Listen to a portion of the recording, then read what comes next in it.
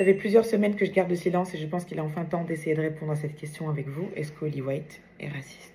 J'ai vu beaucoup de vidéos de ce genre. Si vous êtes un minimum connecté sur les réseaux, vous savez très bien pourquoi je suis content qu'elle soit partie. Je trouve ça très agressif, mais en même temps, vous n'avez pas tous les tenants et les aboutissants. Je connais Holly White depuis, je pense que j'ai 19 ans. Les personnes qui l'ont côtoyé pourront le dire. Vraiment, c'est quelqu'un de très bienveillant. En vrai, les queens ont l'air duck de l'apprécier. Genre, quand les gens étaient en mode ah, c'est un complot de la prod pour qu'Holly White reste aussi longtemps. Mais je pense que les queens, sincèrement, elle est hyper sympa. Il n'y a jamais eu ce mood là avec Oui, Leona Winter. tu vois que Leona Winter, elle agaçait tout le monde, elle en foutait des caisses, et tu sentais que les gens étaient en mode ah, elle m'agace. Alors que ça se voyait que Holly White, c'était en mode ah, c'est un peu la daronne et elle est cool avec nous, quoi. Mais c'est le truc pareil, des trucs que j'ai vu sur Twitter quand Nicky Doll dit au revoir à Holly White et qu'elle dit en mode t'as inspiré des milliers de personnes en France, etc. T'avais des gens qui étaient en mode elle a inspiré qui, je la connais pas, etc. C'est vraiment une pionnière de la scène drag française. Je pense même qu'il faudrait se réjouir qu'une pionnière du monde du drag qui a été teubée et qui a fait des trucs de merde, au final, soit pas restée.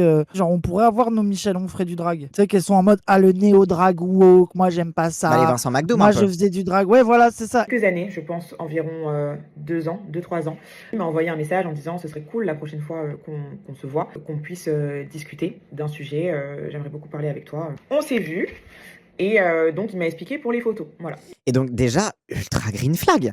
Genre, elles sont potes depuis longtemps et c'est Holly White qui fait la démarche de lui dire vas-y, en vrai, faut que je sois honnête avec toi, j'ai fait ça. Ça veut dire qu'elle a conscience du truc, qu'elle sait qu'elle a un pardon à demander. C'est vraiment exactement ce que t'attends de ce genre de truc, quoi. Vraiment agréable dans cette discussion-là, c'est qu'il n'a pas essayé de retourner la situation. C'est-à-dire qu'il arrivait, il m'a dit voilà, j'ai fait ça, j'ai appris ça, qu'est-ce que t'en penses? Donc, c'était tellement agréable, je vous le dis, pour moi, étant une personne noire, de parler avec quelqu'un qui avait déjà fait ses recherches et qui avait déjà compris à quel point ça pouvait être problématique.